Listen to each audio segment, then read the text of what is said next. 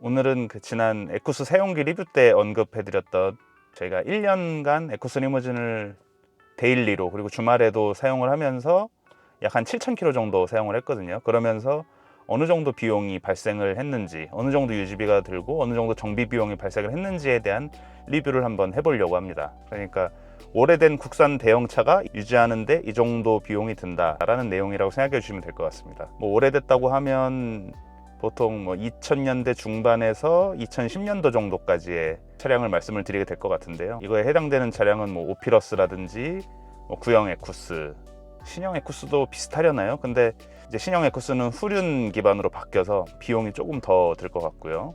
그리고 그랜저 TG, 동시대에 나왔던 그랜저 TG나 아니면은 뭐 쌍용 체어맨까지도 뭐 유사한 수준이지 않을까 싶습니다. 물론 이게 1년 만에 기억을 더듬어서 기록은 일부 해놨지만 그게 100% 정확하진 않을 수 있어서 그냥 대략 이 정도의 국산 대형차를 유지하려면 비용이 드는구나, 그냥 감만 잡으신다고 생각하시면 될 것 같습니다. 일단 연식이 좀 된 국산 대형차를 구매했을 때 가장 고민하시는 부분이 아마도 어디서 정비를 받을 것인가에 대한 부분이 좀 클 것 같습니다. 이게 해당 차량을 전문적으로 본다는 그 소위 말하는 뭐 성지들이 있을 것이고, 아니면 뭐 동네 카센터도 있고, 뭐 이런 오래된 대형 차량들은 뭐 동네 카센터에서도 잘 보니까요. 블루엔즈 같이 메이커의 이름을 달고 운영하는 정비소도 있을 것이고요. 아무래도 국산차는 외제차에 비해서 좀 선택지가 좀 더 많이 있을 것 같습니다. 이게 뭐 딱히 정답이 있는 건 아닌데, 개인적으로는 차량 고질병 중에 하나, 예를 들어서 뭐 현대차 같으면은 촉매 산소 센서 관련 뭐 엔진 경고등이나 뭐 하체 교환 같이 큰 부분의 수리가 아니면, 개인적으로는 그 오일이나 필터 같은 소모성 부품 교환에서 이제 뭐 엔진 겉벨트 세트 교환 정도까지의 수리는 뭐 최대한 저렴한 곳을 찾아서 진행해도 뭐 전혀 문제 없다는 게 제 생각입니다. 현대차의 경우에는 이미 그 모비스에서 부품 검색 정보를 아주 상세하게 잘 제공하고 있어서 부품을 직접 인터넷으로 구매하신 다음에 근처 공입나라에서 교환하시는 게 아무래도 가장 그 합리적인 방법 중에 하나일 듯 합니다. 성지라고 하는 곳들은 대부분 좀 호불호가 강한 곳들이 많았습니다. 그래서 이제 성지라는 곳들이 이제 아무리 차량을 잘 만진다고 해도 뭐 예를 들어서 대기 공간, 뭐 정비 스타일, 뭐 고객 응대 방식, 결제 방식 이런 게 꼭 나랑 잘 맞으려는 법이 없기 때문에, 이 차량을 잘 관리하고 싶으니까 나는 꼭 성지에서만 무조건 수리하겠다는 생각보다는 본인의 스타일에 맞는 수리점을 좀 찾는 게 중요하다고 생각됩니다. 뭐 물론 그러기 위해서는 발품을 많이 팔아야 되겠죠. 연식이 좀 있는 국산차를 유지하려면 아무래도 믿을 만한 정비소, 언제든지 쉽게 접근할 수 있는 정비소를 뭐 한두 개쯤은 뚫어놓고 시작하는 게 기본이라고 일단 생각이 듭니다. 아무래도 한 곳만 고집하지 않고 이곳저곳 다니시다가 여기다 싶은 곳을 이제 단골로 만드시는 그런 방법이 제일 좋지 않을까 싶습니다. 현재까지 약 1년간 7,000km가량을 타면서 소요된 정비 내역을 말씀을 드리면, 차량을 가져오자마자 엔진오일 세트, 엔진오일 뭐 에어클리너, 엔진오일 필터 세트, 그리고 브레이크 오일, 브레이크 앞뒤 패드, 그리고 리어 브레이크 디스크가 많이 닳아서 뒤쪽에 브레이크 디스크 2개를 먼저 교환을 했습니다. 이후에 좀 타다가 점화 플러그 갈고, 점화 코일 갈고, 점화 플러그 배선까지 한 번에 교체를 하고, 캐빈 필터 2개, 뒷좌석 통풍 시트 필터 2개 이렇게 교환을 완료를 했습니다. 특히 이 점화 플러그 같은 경우에는 초기 시동성이 약간 좀 모자란 것 같아서 플러그를 교환하는 김에 관련된 부품을 아예 싹 갈아버린 거고요. 이제 좀 더 타다가는 이제 캠각 센서, 크랭크 각 센서 이렇게 갈고, 그 다음에 미션 오일, 그리고 산소 센서를 교환을 했는데, 산소 센서는 그 전주인분들이 일부 교환한 흔적이 있어서 저도 나머지 교환 안 된 부분만 일단 교환을 했고, 그리고 이 점검 중에 흡기 잡아라, 흡기 호스 쪽에 크랙이 확인돼서 이것도 함께 교환을 했습니다. 이 람다 엔진을 탑재하고 있는 차들은 이 부분을 잘 봐주셔야 됩니다. 시동성이나 엑셀 반응에 문제가 있는 경우에는 꼭 흡기 잡아라를 꼭 체크를 해주시고, 이게 부품이 뭐 얼마 안 되기 때문에 연식이 많이 됐고 상태가 좀 약간 애매하다 싶으시면 그냥 갈아버리시는 걸 저는 추천을 합니다. 그리고 아직까지 하지는 않았는데 이제 하려고 마음 먹고 있는 작업이, 키로수가 증가됨에 따라서 이제 겉벨트 세트를 좀 교체를 하고 싶은데, 아직까지는 그 주기적으로 점검을 했을 때 벨트나 뭐 베어링 상태가 나쁘진 않아서 놔두고 있습니다. 뭐 겉벨트 세트 교체할 때는 워터 펌프랑 뭐 댐퍼 분리, 냉각수 교체는 함께 기본적으로 들어가야 될 것 같고요. 워터 펌프를 포함한 겉 벨트 세트의 순수 부품 가격은 한 20여만 원 정도가 될 것 같고, 여기에 뭐 공임이 15만 원 정도 추가가 되고, 거기에 이제 냉각수 교환 비용이 추가되는 수준이라고 대략 생각을 하시면 될 것 같습니다. 그리고 여기에 이제 추가적으로 한 개를 더 한다면 뭐 일단 17만 킬로가 되도록, 이 교체됐는지 여부가 좀 불확실한 제네레이터를 일단 좀 교환을 하고 싶습니다. 근데 이 제네레이터의 경우에는 재생 제네레이터가 시중에 좀 많이 나와 있긴 한데 제네레이터만큼은 좀 신품 정품 부품을 쓰라는 의견이 많아서 이 부분은 조금 고민이 되고 있습니다. 이 가격 차이는 재생이 10만 원 정도, 신품이 35만 원 정도라서 차이가 많이 나는데 이 재생 제네레이터는 품질이 좀 복불복이라는 의견이 있어서 좀 더 고민이 되는 것 같습니다. 근데 아마도 제가 교체를 하게 되면 아마 정품으로 하게 될 것 같습니다. 이게 또 길가에서 제네레이터 고장 나서 이제 배터리 방전돼 가지고 서는 거보다는 그냥 정품 제네레이터를 쓰는 게 좀 마음이 편할 것 같습니다. 그 밖에는 뭐 예방 정비로 뭐 아직까지 뭐 전조 증상이 없어서 예방 정비로 연료 계통인 뭐 연료 펌프 필터나 연료 펌프 그리고 캐니스터 등을 교환하면 좋을 것 같고, 진동이 지금 조금 느껴져서 이제 미미라고 부르는 그 엔진 미션 마운트를 좀 추가로 교환하면 좋을 것 같은데, 근데 듣기로는 뭐 에쿠스 엔진 마운트는 파손이 잘 안 생긴다고 해서 이게 큰돈 들여서 이게 바꿀 필요가 있는가 하는 생각은 좀 들고 있습니다.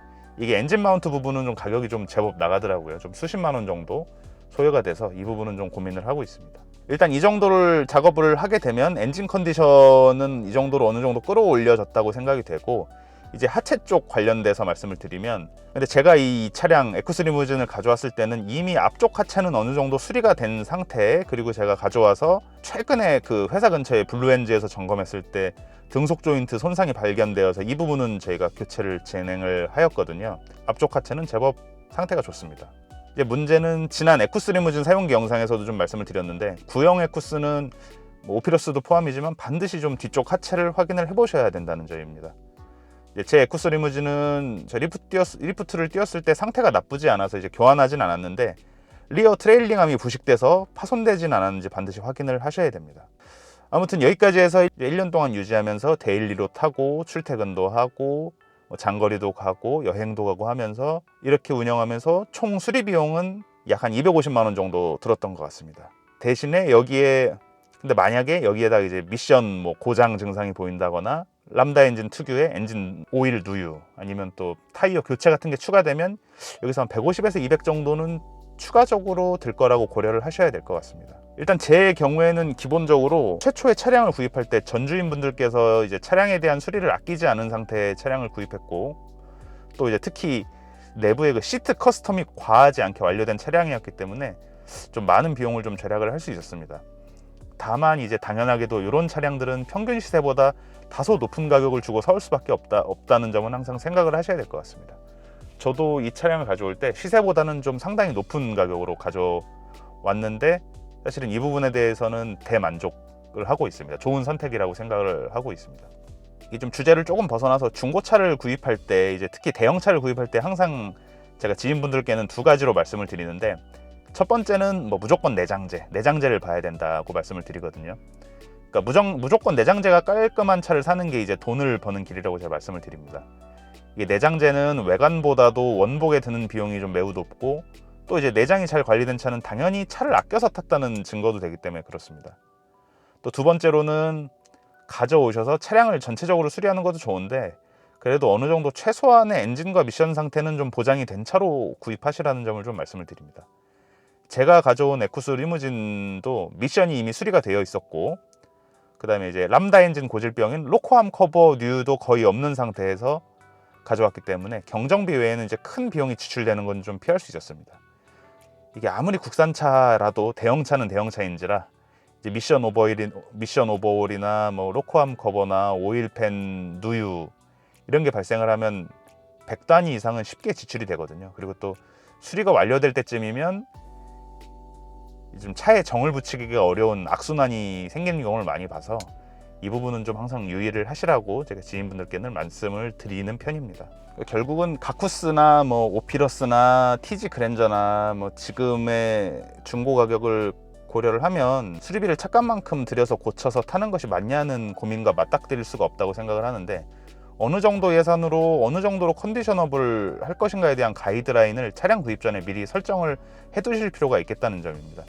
그러니까 가령 이 차를 이제 지속적인 투자를 해서 리스토어를 하나씩 하면서 완벽한 컨디션으로 만들어 가지고 신차 같은 느낌으로 한번 경험을 해보겠다던가, 아니면 적당한 수준으로 그냥 2-3년 정도만 한번 경험할 수 있게끔 뭐 주요 부품만 교환을 해보겠다, 아니면 한 6개월 정도만 그냥 탈 거니까 뭐 아니면 고장나면 그냥 눌러버릴 각오로 찍먹만 한번 하자, 출퇴근용으로만 타보자, 뭐 이 정도면 오케이다 하시면 고질병만 신경 쓰면서 오일만 잘 갈면서 타면은 또 저렴하게 잘 타실 수 있는 부분이거든요. 그래서 어느 정도 수준의 정비를 용납을 할 것인가, 이 부분을 미리 결정을 하셔야 됩니다. 이게 아무리 국산차고 오래된 소위 썩차라고 해도 신품 부품 가격은 그 당시 플래그십 세단에 걸맞는 가격을 유지를 하고 있고, 그리고 아무리 가격이 떨어지는 차라도 6기통 대배기량 차량은 그에 걸맞는 수리 비용이 항상 발생할 수 있거든요. 이 점은 항상 생각을 하셔야 됩니다. 이게 산술적으로는 현재 모닝 중고차보다도 가격이 싼데 사실 수리 비용 자체는 모닝이 몇 배가 나오는 케이스가 쉽게 생길 수 있다는 점을 각오를 좀 하셔야 됩니다. 그런데 이제 그럼에도 불구하고 앞에 했던 얘기랑 좀 반대일 수도 있는데, 저는 주변에서 그러면 국산 대형 세단을 도전을 해보고 싶다 이런 분들이 계시면, 근데 저는 항상 어렵게 생각하지 말고 도전을 해도 좋다고 말씀을 드리는 편이거든요. 이게 왜냐면은 현재 시점에는 어지간한 고질병들은 다 고칠 수 있는 저렴한 솔루션이 대부분 나와 있고, 그다음에 인터넷에서 요즘 같으면은 인터넷에서 부품을 사다가 저렴하게 정비를 의뢰 가능한 정비소도 너무 많아서 연비를 제외하면 뭐 유지하는 비용 자체는 발품을 파는 만큼 좀 저렴하게 탈 수 있다고 생각을 하기 때문에 그렇습니다. 뭐 현대차를 예로 들면 모비스 홈페이지에서 WPC에 접속을 해서 한글로 부품명을 치면 파츠 리스트 나오고, 파츠 도면이 나오고, 파츠 리스트 나오고, 그 파츠 리스트로 네이버에 그대로 검색을 하시면 이 부품을 인터넷몰에서 파는 부품상들이 바로 보이고, 이거를 바로 구입하시면 다음날 다다음날 배송이 되고, 공입나라 홈페이지에서 정비 예약을 하면 또 쉽게 해당 일에 가서 정비를 하실 수가 있고, 모든 서비스가 착착착 정립이 된 상태라고 생각이 되거든요. 예전처럼 뭐 부품을 전화로 부품상에 가서 구입하고 전화로 오더를 하고 어떻게든 받아가지고 수리를 하고 이런 게 아니라, 지금은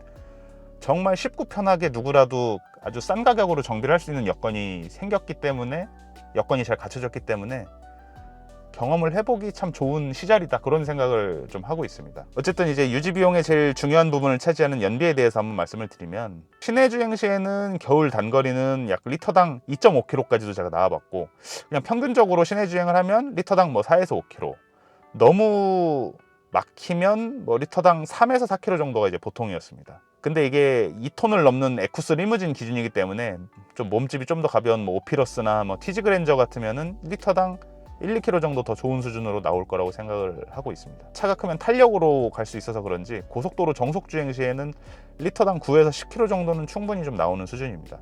이게 이 정도의 연비라고 한다면 뭐 연비가 나빠 보일 수도 있지만, 뭐 실제로 나쁘지만요. 근데 대형 세단의 편안한 주행감을 얻는 대가로는 그렇게 나쁘지 않다고 개인적으로 생각을 합니다. 그러니까 낮은 연비를 감가상각으로 낮아진 중고 가격으로 상쇄한다고 생각하시면 납득할 만한 수준이라는 말씀을 좀 드리고 싶습니다. 국산 오래된 세단, 그러니까 특히 오래된 국산 대형 세단을 타는 거는 누군가한테는 좀 안 좋게 보이는 경우도 있는 것 같습니다. 이런 거를 돈은 없는데 큰 차를 억지로 타고 싶은 허세에 가득한 사람의 비합리적인 선택은 아니냐, 이렇게 보는 경우도 좀 있는 것 같습니다. 그런데 개인적으로는 메이커를 불문을 하고, 뭐 국내외 메이커를 불문을 하고 그 당시에 나온 플래그십 세단을 타보는 거는 너무나 좀 매력적인 일이라고 생각을 합니다. 이제 편의사항이나 안전사양 같은 거를 포함한 차량 설계를 그 회사가 당시에 할 수 있는 그 모든 최선을 다해서 만든, 그 회사의 철학을 담아서 만든 차량을 현재 시점에 다시 타본다는 거는 그 회사의 헤리티지를 경험할 수 있는 일이라고 보거든요. 제가 생각했을 때 가장 좋은 예시가 이제 쌍용의 뭐 체어맨 뉴테크 같은 차량이 그 좋은 예시라고 생각이 됩니다. 뭐 그 차량의 경우에는 현재 출시되는 차량하고 비교해도 손색이 없는 정말 훌륭한 옵션에다가 뭐 뛰어난 고속 안정성들, 뭐 좌우폭이 좁은 걸 제외하면 장점이 너무 많은 차량이고, 국산차 역사의 어떤 클래식 중에 하나라고 보거든요. 뭐 이런 것처럼 그 당시 플래그십 차량은 그 회사의 정수를 담기 때문에 뭐 아무리 오래돼도 편하고 즐겁습니다. 그래서 결론적으로는 부디 이제 많은 차쟁이 여러분들께서는 이 잔존 개체수가 얼마 남지 않은 국산 대형 세단들을 한 대라도 더 많이 느껴보시기를 바라면서 이 영상을 마치겠습니다. 감사합니다.